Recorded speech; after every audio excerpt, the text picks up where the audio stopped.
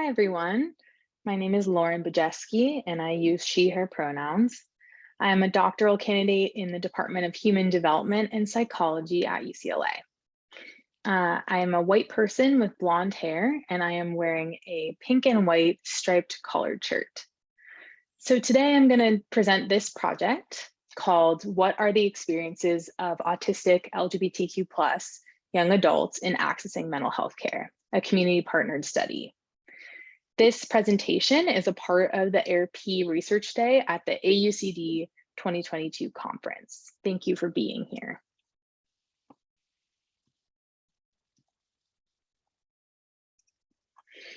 So I wanted to start by giving you a little bit of background as to why we are doing this project.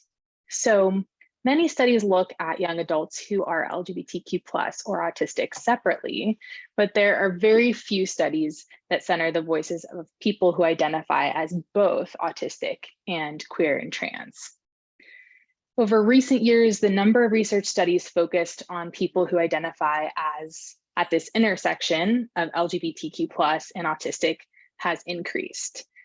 A 2020 study showed that autistic LGBTQ+ adults face challenges accessing healthcare services, and they are twice as likely as their non-LGBTQ+ autistic peers to report a psychiatric diagnosis. So there's still much that we don't know about people's experiences with the healthcare system, especially when trying to get mental health care. So that brings us to our study. The goal of this study is to learn what is easy and hard about getting mental health care from the perspectives of autistic LGBTQ+ young adults. We can also think about this as learning about the barriers and facilitators to accessing mental health care for this community.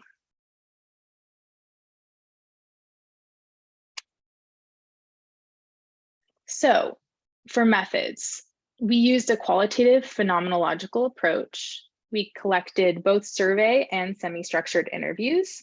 And this study was community partnered, which means that each part of the study was co-created by myself and the Autistic LGBTQ+ Advisory Board, which includes 5 autistic LGBTQ+ adults from across the US. Here's a bit more information about our participants. We had 29 people between the ages of 18 and 28 years old. They were on average 23 years old, complete the demographic survey and sign up for the study. 10 participants completed semi-structured interviews so far, and we're in the process of conducting more interviews with people who are interested. This slide shows some information about our participant demographics. So you can see here 2 pie charts that show how our 29 survey participants identify in terms of their gender identities and race ethnicities. On the left, you see a pie chart of gender identity, and you can see that almost half of our sample identify as non-binary, gender fluid, or gender non-conforming. The pie chart on the right shows our participants' self-reported race ethnicities. 62% identify as white, 14% as Hispanic, Latine, or Latinx, 14% as Black or African American, 7% Asian Pacific Islander, and 3% more than one identity. This slide shows some more details about the charts that we just discussed. For analysis, we did descriptive analysis of the demographic survey data. We also transcribed audio recordings of each interview. We're in the process of coding and conducting thematic analysis using Braun and Clark's framework on the interview data. As for results, all 29 participants in our sample reported at least one co-occurring mental health and/or disability diagnosis. This includes things like ADHD, PTSD, and depression. And we also had several preliminary themes emerge from the first 10 interviews.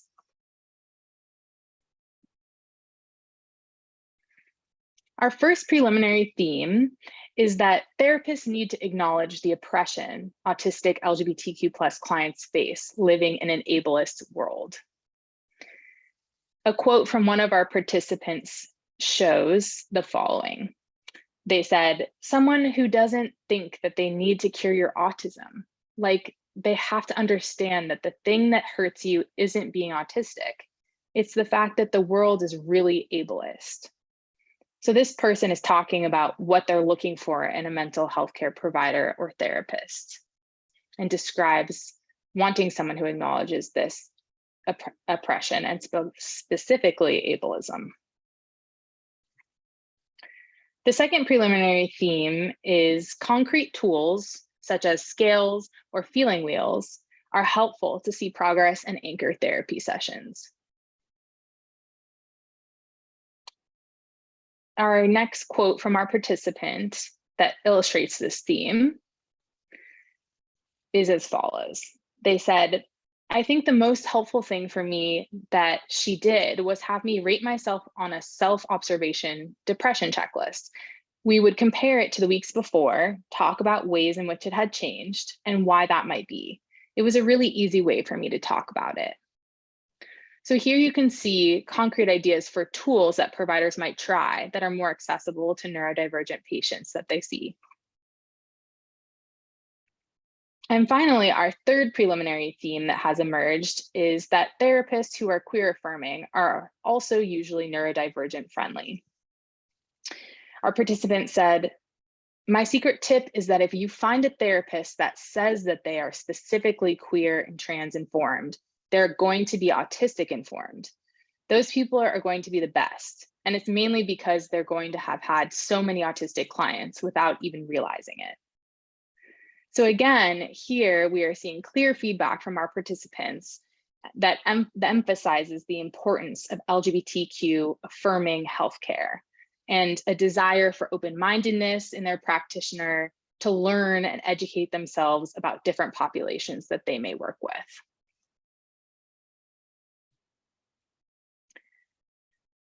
So a big takeaway from this study and the results that we have so far is that autistic LGBTQ+ adults described a variety of experiences with mental health care, both negative and positive in nature.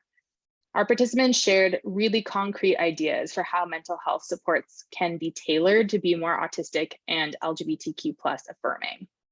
So regardless if you are a clinician, a researcher, or a professional, we encourage you to think about how these preliminary themes might apply to your work specifically.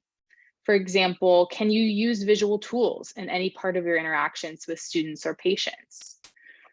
How can you listen to and invite feedback from or collaborate with LGBTQ+ autistics and other neurodivergent people in order to deliver more affirming care or services? And if you don't know how much about the intersection of LGBTQ and autistic identities, how might you go about educating yourself or learning more? So although these findings are preliminary, we can use these results to teach doctors and therapists how to best support their autistic, queer, and trans patients, and also to help autistic LGBTQ adults find mental health support that feels right for them, to get advice from their peers in the community. So these findings emphasize the importance of centering the voices of the autistic, queer, and trans community in research to shape clinical practice. Thank you very much for listening. Thank you to all of our participants and also to the AIR-P network that funded this project.